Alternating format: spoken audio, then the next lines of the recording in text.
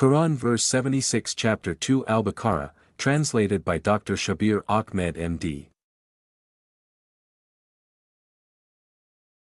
وإذا لقوا الذين آمنوا قالوا آمنا وإذا خلا بعضهم إلى بعض قالوا أتحدثونهم بما فتح الله عليكم ليحاجوكم به عند ربكم أفلا تعقلون.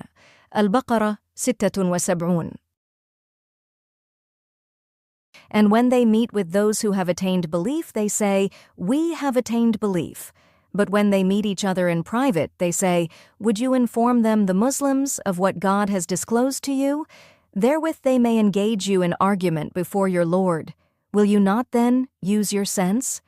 What God has disclosed to you, the Lord your God will raise up for you a prophet like me from among your brethren. Him you shall heed. I will raise up for them a prophet like you from among their brethren, and I will put my words in his mouth, and he shall speak to them all that I command him." Deuteronomy 18:15-18.